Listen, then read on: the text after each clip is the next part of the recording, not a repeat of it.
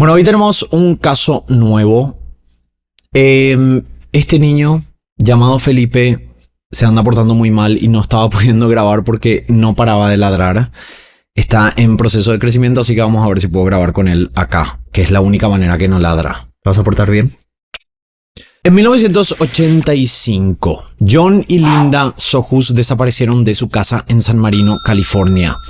Durante años no hubo respuestas, solo quedaron algunas pertenencias, una explicación extraña y un silencio que nadie consiguió entender. Casi una década después, una obra en el patio de esa misma casa sacó a la luz los restos humanos enterrados. El hallazgo hizo que una desaparición que parecía haber sido olvidada volviera a ser investigada, pero también abrió una pregunta todavía más inquietante. ¿Qué había ocurrido realmente dentro de aquella propiedad? Y entonces llegó el año 2008, un hombre llamado Clark Rockefeller había secuestrado a su hija de 7 años durante una visita supervisada y provocó una búsqueda policial por todo el país. Cuando finalmente fue detenido en Baltimore, que es una ciudad del estado de Maryland, los investigadores descubrieron que detrás de ese nombre había una identidad mucho más complicada, y al revisar su pasado volvieron a mirar hacia aquella casa de California.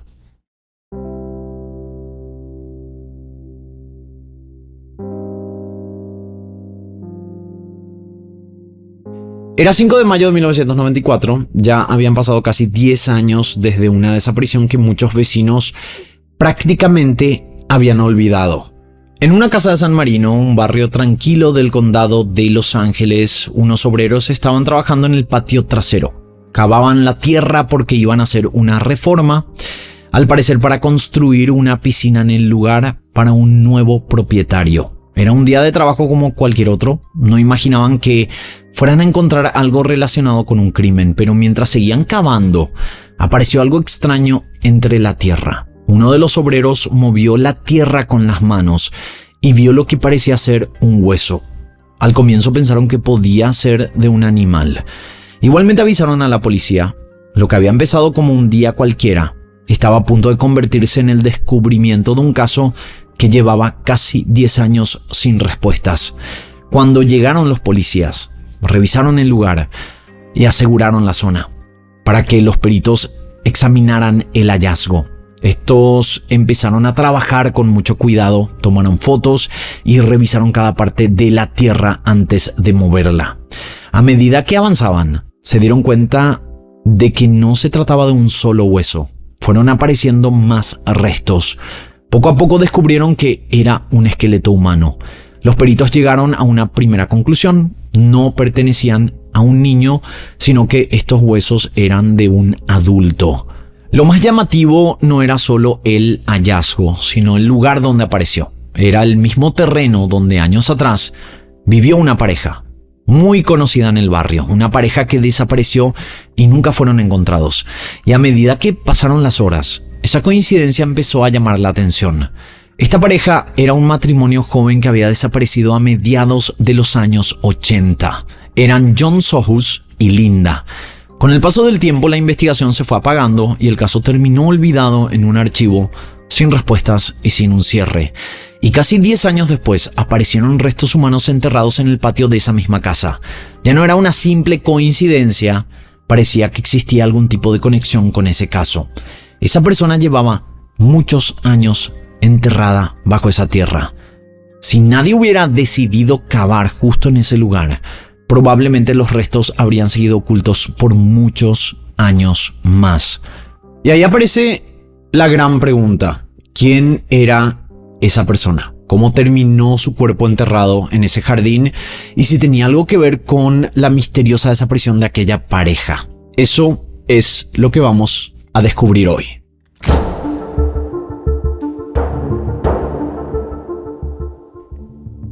Pero para entender cómo un cuerpo terminó enterrado en ese jardín, primero tenemos que viajar unos años al pasado. Muchos años antes, en esa casa vivió la familia Sohus. La propietaria era Ruth Sohus, la madre de Jonathan o John Sohus. Era una casa ubicada en un barrio tranquilo, no era una mansión ni nada fuera de lo común, simplemente era el hogar de una familia que desde afuera parecía llevar una vida normal. John era un joven que, según quienes lo conocían, era tranquilo, amable, bastante reservado. Le gustaban la tecnología, la ciencia ficción, era un fanático de Star Trek y Dungeons and Dragons, el juego de mesa. John fue adoptado cuando era niño por Ruth, conocida por todos como Didi, y por Bob Sohus. Con el tiempo la pareja se divorció y Bob se fue de la casa y John decidió quedarse viviendo en la propiedad de San Marino con Didi. En 1985 John tenía 27 años, trabajaba en un área relacionada con computadoras, era programador informático a tiempo parcial, en una época en la que la informática recién empezaba a crecer y muchos la veían como una profesión con mucho futuro. A Didi Sohus, la madre de John, los vecinos la recordaban como una mujer con una personalidad muy particular. Didi tenía 68 años, frecuentaba la iglesia y decían que era una antigua figura de la alta sociedad de los años 30 y 40. Estaba divorciada y empezaba a quedarse sin dinero, por lo que decidió alquilar una parte de su hogar. En el patio trasero de la propiedad había una pequeña casa de huéspedes que Didi alquilaba para obtener estos ingresos. Allí vivía un inquilino llamado Christopher Chichester, que ya llevaba un tiempo instalado en el lugar. A comienzos de los años 80, John conoció a Linda Mayfield, una joven apasionada por el arte y la ciencia ficción.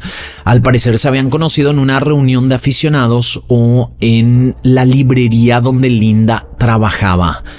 La pareja se casó en Halloween de 1983 y fueron a vivir con Didi a la casa principal de San Marino. Aunque eran felices y se apoyaban mutuamente, les comentaban a sus amigos que no les gustaba vivir con ella por sus problemas con el alcohol. Por eso la pareja tenía la idea de independizarse y empezar una nueva vida lejos de esa casa. Los dos amaban los animales y tenían 6 gatos. En 1985 parecía que por fin las cosas iban a cambiar para ellos. John y Linda contaron que habían recibido una oportunidad de trabajo. Linda incluso le dijo a una amiga que la habían contactado para una oferta relacionada con el gobierno. No dio muchos detalles. Solo comentó que los querían entrevistar a los dos en Nueva York y que el viaje duraría unas 2 semanas. Antes de salir de San Marino el 8 de febrero de 1985, Linda dejó a sus 6 gatos en una residencia de mascotas pagando una estancia de 2 semanas. Pero pasaron las 2 semanas y nunca regresaron. Desde ese día nadie volvió a verlos. El lugar donde dejaron a sus mascotas llamó a la hermana de Linda para decirle que habían pasado varias semanas y no habían regresado por los gatos, lo que le pareció raro. Ellos nunca abandonarían a sus mascotas porque le tenían mucho cariño, mucho amor. Por eso la hermana llamó a Didi con la esperanza de que supiera algo. Ella le dijo que John y Linda estaban en una misión secreta y que no podían contactar a la familia, pero la historia de Didi cambiaba cada vez que la hermana llamaba a preguntar por ellos. Quizás era porque Didi bebía mucho por sus problemas con el alcohol, pero todavía quedaban muchas preguntas sin responder. Si John y Linda habían salido de esa casa para una supuesta oportunidad de trabajo, ¿por qué nunca volvieron? ¿Por qué Didi daba versiones diferentes cada vez que alguien preguntaba por ellos? Y sobre todo, ¿qué había pasado realmente dentro de esa casa antes de que la pareja desapareciera sin dejar rastros?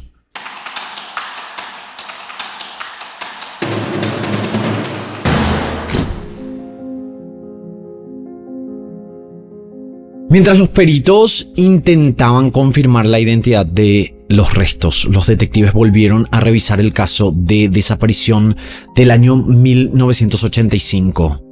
Tras la desaparición de la pareja en abril de 1985, la familia de Linda finalmente decidió denunciar la desaparición. Como en ese momento no había pruebas claras de un crimen, la investigación no avanzó demasiado. También interrogaron al inquilino al que Didi le alquilaba la casa de huéspedes en ese año de la desaparición. Su nombre, como mencionamos, era Christopher Chichester, un hombre de ascendencia británica. Cuando el detective fue a hablar con él, lo encontró desnudo y con una apariencia descuidada. Christopher explicó que era nudista y durante la conversación repitió la misma historia que Didi había contado anteriormente. Según él, Jonathan y Linda no habían desaparecido, sino que estaban en una supuesta misión secreta. Entonces la versión de Christopher y la de Didi, aunque sonaba muy loco todo esto, coincidían. En ese mes también empezaron a llegar postales de Linda de diferentes partes. A Didi le llegó una postal con un sello de Nueva York que decía: parece que nos equivocamos de camino, firma Linda. Y una amiga cercana de Linda recibió otra postal que supuestamente había sido enviada desde París, Francia. El mensaje decía: querida Sue, como que extraño Nueva York, pero puedo vivir con esto, firma Linda. Pero algo no le convencía sobre esta postal. Ella conocía a Linda y no estaba segura de que ella hubiera escrito eso. Pero lejos de tranquilizar a la familia, la postal hizo crecer más la duda. Linda nunca había dicho que fuera a viajar a Europa. Su mamá incluso aseguró que no tenía pasaporte ni dinero suficiente para hacer un viaje así. Años después, los peritos concluyeron que la letra de las postales eran compatibles con la de Linda. Pero apareció otro detalle todavía más extraño. El ADN encontrado en el adhesivo de los sellos de dos de ellas pertenecía a un hombre desconocido. No era Linda. Durante la investigación también se supo que Didi Sohus, convencida de que su hijo la había abandonado por su esposa y su mudanza a Nueva York, lo excluyó de su testamento, negándole la casa que en 1985 valía unos $310,000, aproximadamente 870,000 o un poco más en dólares en la actualidad. En aquel momento el caso se trató como una desaparición de personas, pero años después, con los restos encontrados en el jardín, los investigadores tenían que preguntarse algo diferente. ¿Qué pasaba si esa historia nunca fue real? Ahora hablemos de cómo encontraron los restos. Durante las excavaciones para construir una piscina en el patio trasero, los obreros encontraron un contenedor de fibra de vidrio enterrado. En su interior había restos humanos desmembrados. Según un detective, la cabeza, pies y manos estaban cubiertos con bolsas de plástico y el cuello estaba atado con un cable telefónico. Los brazos, las piernas y el torso estaban envueltos en papel film transparente que luego fueron enterrados. Los forenses determinaron que la causa de muerte había sido por fuertes golpes en la cabeza. Además encontraron señales que apuntaban a que pudo haber sido atacado con un arma blanca, ya que la ropa presentaba algunos cortes. El estado de los restos era tan avanzado, obviamente, que las autoridades no pudieron identificar a la víctima de inmediato. La respuesta llegó mucho tiempo después, cuando los análisis de ADN permitieron comparar los restos con una media hermana biológica de John. El resultado confirmó lo que ya sabemos, que los restos encontrados en el jardín eran los de John Sohus. Aunque todavía faltaban muchas respuestas, una cosa estaba clara: ya no se trataba de una simple desaparición. Con un cuerpo enterrado en el jardín y Linda sin aparecer, los detectives empezaron a mirar con más atención a las personas que habían estado alrededor de la pareja durante sus últimos días. Así comenzó la búsqueda de un responsable.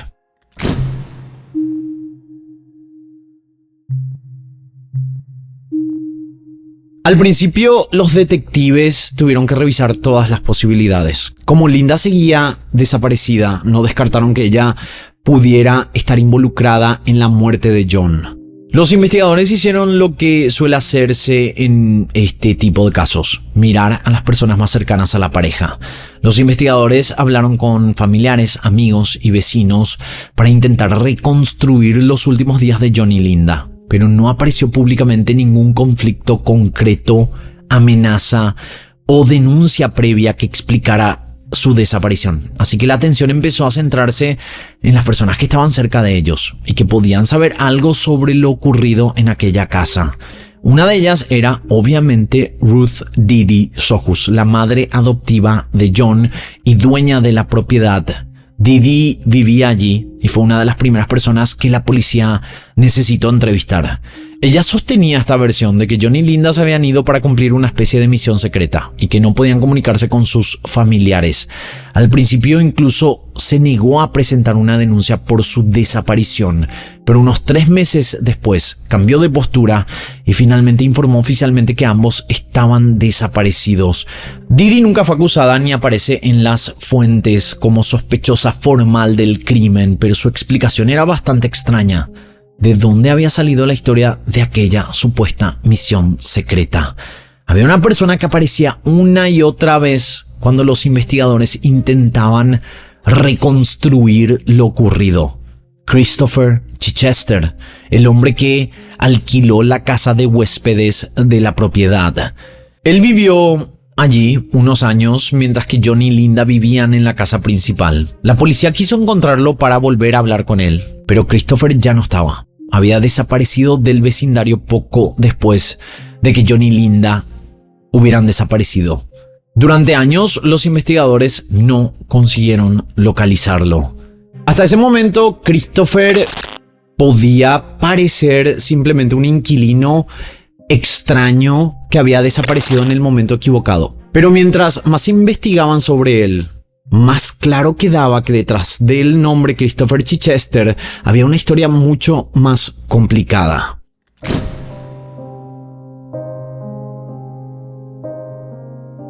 Christopher Chichester no era parte de la familia Sohus ni un vecino de toda la vida. Era un joven de 21 años que llegó para vivir en la pequeña casa de huéspedes del patio. Pero había algo en él que llamaba la atención: su nombre, su forma de hablar y las historias que contaba sobre su pasado hacían que pareciera alguien diferente a los demás. Él aseguraba ser el 13º baronet de Inglaterra, un título que lo hace alguien que pertenece a una familia antigua y con una historia importante detrás. Su manera de vestir, su acento y las historias que contaba sobre su origen hacían que destacara en un vecindario tranquilo donde nadie estaba acostumbrado a alguien como él. Su llegada a San Marino no empieza directamente en la casa de Didi, sino en un lugar mucho más importante para la comunidad: la iglesia del Salvador. Era la iglesia más antigua de la zona y un punto de encuentro para muchas familias conocidas del barrio. Allí Christopher empezó a hacerse un espacio poco a poco. Participaba en las actividades, ayudaba, se quedaba en los almuerzos de la comunidad y comenzó a formar parte de la vida social del lugar. Lo veían como un joven educado, con buenos modales y una historia familiar diferente. En poco tiempo dejó de ser el desconocido que acababa de llegar y pasó a convertirse en alguien aceptado dentro de la comunidad. Didi Sohus, una mujer mayor que atravesaba algunos problemas económicos, tenía algo que podía ser útil en ese momento: una pequeña casa de huéspedes en el patio trasero. Para Didi, la posibilidad de tener a alguien que ayudara con los gastos parecía una buena solución. Así fue como Christopher terminó entrando en la vida de la familia Sohus. Aunque sabía que la casa de huéspedes no debía alquilarse de manera oficial, Didi decide hacerlo. La condición era mantenerlo en secreto para evitar problemas legales. Así él entró a vivir en el patio trasero de la casa de los Sohus. Con el paso de los meses, la presencia de Christopher empezó a convertirse en parte de la rutina de la familia. Todo parecía normal, pero la imagen que Christopher había construido empezó a cambiar después de la desaparición de John y Linda. Y meses más tarde, en julio de 1985, Didi informó a las autoridades que Christopher Chichester también había desaparecido, llevándose con él la camioneta de la familia. Mientras el caso seguía sin respuestas, Didi terminó vendiendo la casa de Lorraine Road y se mudó a otro lugar. Murió algunos años después, convencida de que John simplemente la había abandonado. Nunca llegó a saber que años más tarde el jardín de aquella casa que había dejado atrás terminaría revelando una pista que cambiaría por completo la historia de su hijo. La historia de Christopher no terminó cuando se fue de San Marino. Apenas unos meses después de la desaparición de la pareja, apareció en Greenwich, Connecticut, pero esta vez usando otro nombre: Christopher Crowe. Allí intentó vender la camioneta Nissan blanca que había pertenecido a los Sohus. Los investigadores se pusieron en contacto con las autoridades de Connecticut y confirmaron que Christopher Crowe era el mismo hombre que había vivido como Christopher Chichester en la casa de huéspedes de los Ojus. Pero cuando intentaron encontrarlo, ya se había ido de Greenwich. Una vez más, el hombre que podía tener respuestas sobre la desaparición de la pareja había desaparecido. Para los investigadores, ese detalle abría una nueva línea de preguntas sobre el hombre que había vivido en la casa de huéspedes y sobre lo que realmente había hecho después de que los Ojus desaparecieran.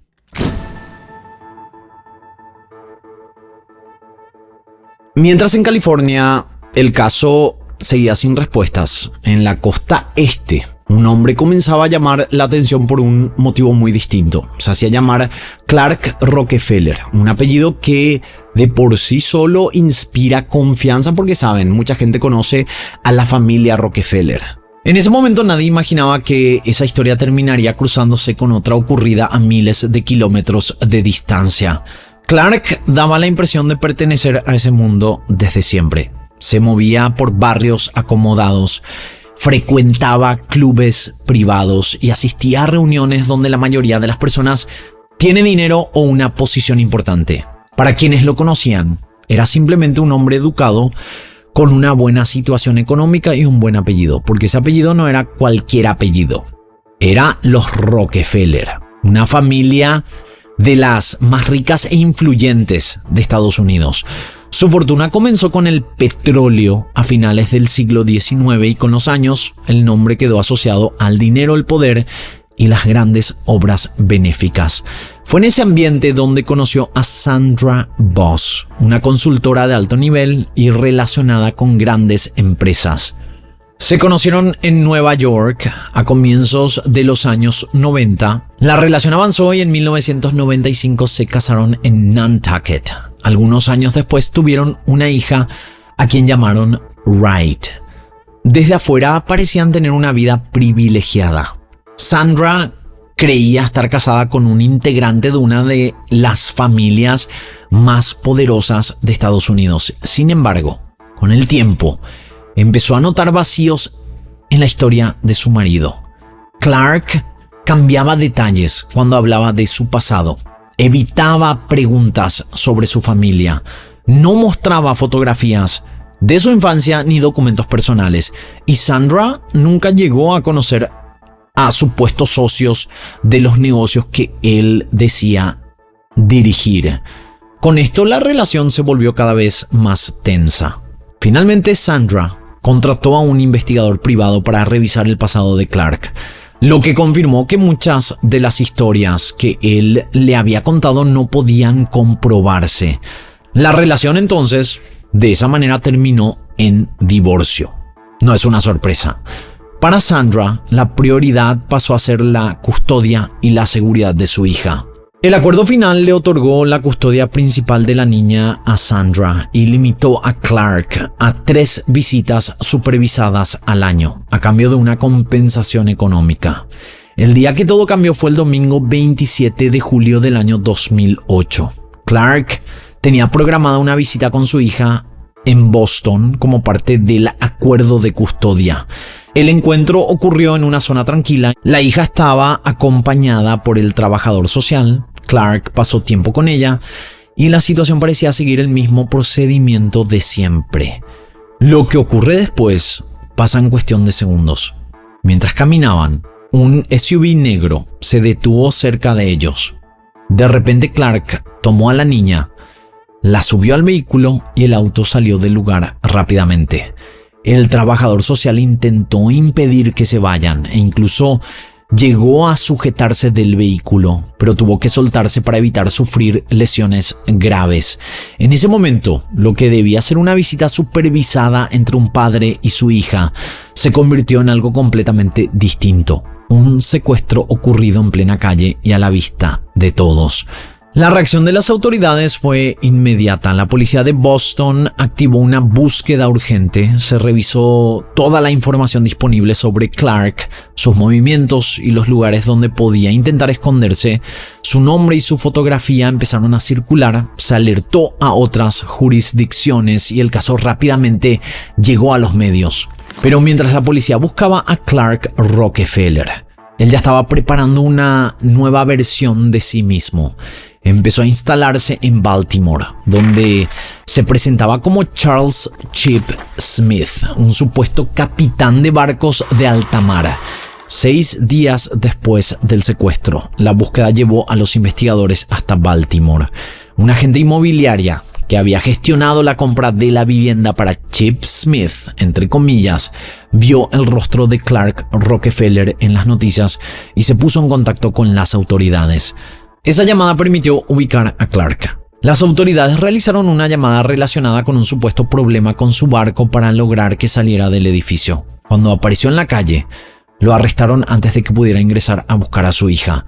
Al revisar el departamento, encontraron a la hija sana y salva. Después de días de incertidumbre, la niña finalmente regresó con su madre, poniendo fin así a la parte más urgente y preocupante de esta parte de la historia.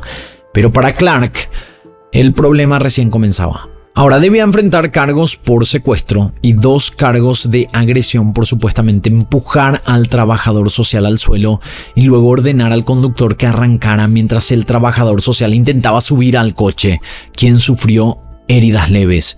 El hombre que durante años había construido una imagen de riqueza, de poder y un apellido famoso, ahora estaba frente a un juez, sin privilegios ni apariencias que lo protegieran. Y mientras avanzaba la investigación, empezaban a aparecer preguntas mucho más profundas sobre quién era realmente Clark Rockefeller. Si realmente no era quien decía ser, entonces, ¿quién era ese hombre en realidad? ¿Y qué había estado ocultando durante todos esos años?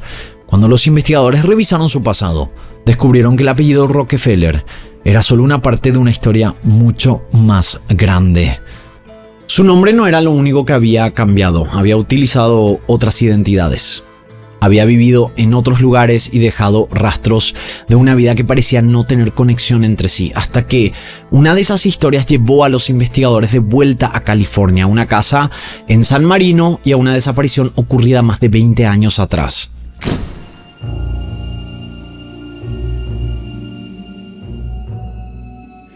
El nombre que había usado durante años empezó a levantar sospechas y los agentes comenzaron a preguntarse si realmente estaban frente a un Rockefeller o si esa era solo otra identidad construida por alguien que llevaba mucho tiempo ocultándose. Los investigadores revisaron su historia con más cuidado. Solicitaron documentos, revisaron registros antiguos, también consultaron bases de datos y cruzaron información con distintas agencias para saber quién era realmente.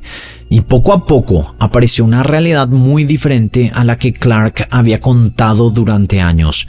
Detrás de ese supuesto heredero de una de las familias más conocidas de Estados Unidos, había otro nombre, otro origen y una vida anterior que nada tenía que ver con la imagen que había construido.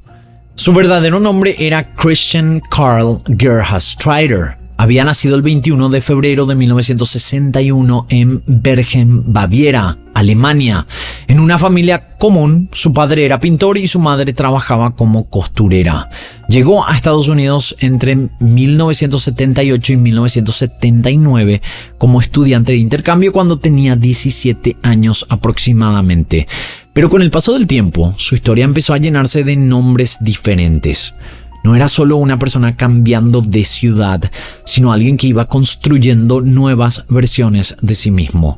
Primero fue un joven alemán intentando abrirse camino en Estados Unidos, después apareció como Christopher Chichester en California, más tarde como Chris Crow y finalmente como Clark Rockefeller en la costa este.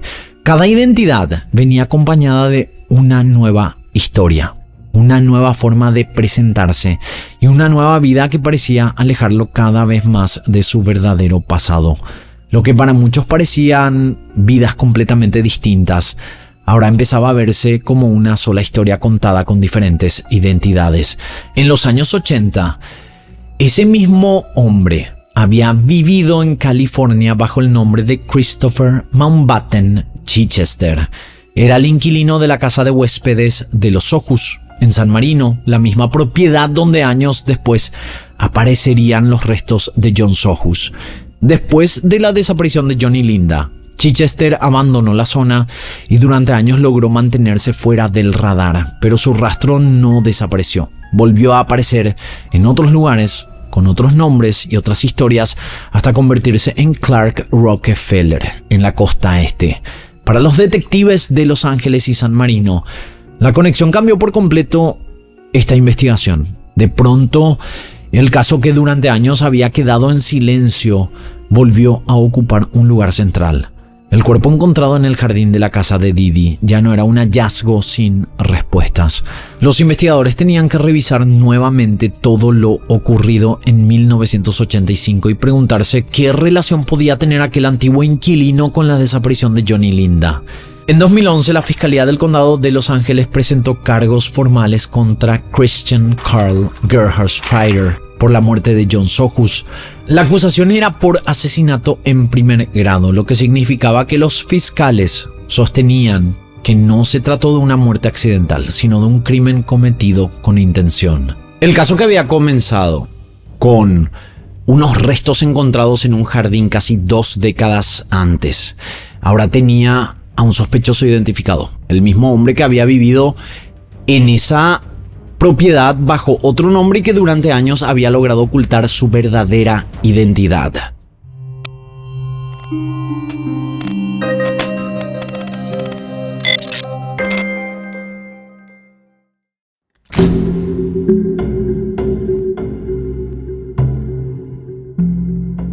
Mientras California avanzaba con la investigación por la muerte de John Sohus en Massachusetts, continuaba otro proceso relacionado con su identidad más conocida, o sea, la identidad de Clark Rockefeller.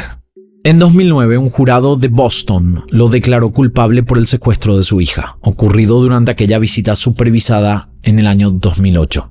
También se tuvo en cuenta el enfrentamiento con el trabajador social que intentó impedir la fuga. La condena fue de entre 4 y 5 años de prisión por esos hechos. Pero aunque ese caso ya tenía una resolución, todavía quedaba pendiente responder qué había ocurrido décadas antes en California, cuando Christian todavía era conocido como Christopher Chichester. En California, el juicio por la muerte de John Sohus llegó finalmente a los tribunales en el año 2013. Durante el proceso, la fiscalía presentó pruebas forenses, testimonios de personas que lo conocieron en esa época y registros de sus distintas identidades para demostrar que no estaban frente a una confusión, sino frente a la misma persona que había estado presente en la casa de los Sohus en 1985. Una parte importante de la acusación estaba relacionada con el lugar donde habían aparecido los restos. El cuerpo de John Sohus había sido enterrado en el patio trasero de la propiedad de Lorraine Road, muy cerca de la casa de huéspedes donde Christopher Chichester había vivido en 1985. Años después del hallazgo, los investigadores volvieron a revisar aquella casa. Utilizaron luminol, una sustancia que puede revelar rastros de sangre incluso cuando alguien intentó limpiarlos, y en el suelo de concreto encontraron 4 manchas grandes. 3 tenían marcas que podían ser compatibles con un intento de limpiar o diluir sangre fresca. Sin embargo, había pasado demasiado tiempo y no fue posible obtener ADN útil de esas manchas. Por eso nunca se pudo determinar científicamente a quién pertenecían. La fiscalía también presentó el testimonio de una pareja que había conocido a Chichester. Según contaron, cerca de la época en que John y Linda desaparecieron, él intentó venderles una alfombra oriental que tenía una mancha de color óxido, parecida a una mancha de sangre. La defensa, por su parte, insistió en que no existía una prueba directa que demostrara cómo había muerto John Sohus, ni que colocara a Christian en la escena del crimen. No había ADN que lo relacionara directamente con la muerte, ningún testigo había visto el supuesto ataque y tampoco existía una confesión. Christian se declaró inocente y decidió no declarar durante el juicio. Sus abogados también plantearon una teoría bastante diferente, que Linda Sohus podría haber matado a John, enterrado su cuerpo en el jardín y después haber escapado. Para apoyar esa posibilidad, señalaron las 3 postales enviadas desde Francia cuya escritura había sido considerada compatible con la de Linda por peritos especializados. La fiscalía rechazó esa explicación, recordó que Linda nunca volvió a ser vista después de la desaparición y que las autoridades la consideran presuntamente fallecida. Sin embargo, esas versiones no logran convencer al jurado. Después de revisar las pruebas presentadas durante el proceso, lo declararon culpable de asesinato en primer grado. El juez dictó la sentencia: 27 años a cadena perpetua en una prisión estatal de California. En conjunto, las condenas dejan a Christian con una larga permanencia en prisión. Hasta la actualidad, continúa encarcelado y mantiene su postura de inocencia respecto al caso Sohus. Después de casi 30 años de preguntas, el caso de John finalmente tuvo una condena, aunque todavía quedan partes de la historia que nunca llegaron a aclararse por completo. Linda nunca fue encontrada y no existe una acusación por su desaparición. Su destino sigue siendo una de las partes más oscuras de la historia. Hoy, al mirar toda la historia en conjunto, vemos el recorrido de un hombre que durante décadas logró construir distintas versiones de sí mismo. Pero detrás de todos esos nombres estaba Christian Carl, una persona que terminó siendo investigada por el secuestro de su hija y condenada por la muerte de John Sohus. Una misma persona, distintas identidades y una historia que tardó años en conectar todos los puntos. No hay nada de misterioso ni admirable en ese recorrido. Detrás de los nombres falsos hubo una vida construida sobre mentiras. Una víctima cuyo cuerpo fue encontrado años después. Una mujer que sigue desaparecida y una niña que terminó siendo parte de una historia que nunca debió vivir. Al final, las mismas identidades que durante años le permitieron ocultarse también fueron las que lo llevaron, mejor dicho, a los investigadores hasta esta persona. Hasta aquí el caso del día de hoy. Espero sus comentarios aquí abajo y de esta manera nosotros nos encontraremos en la próxima historia.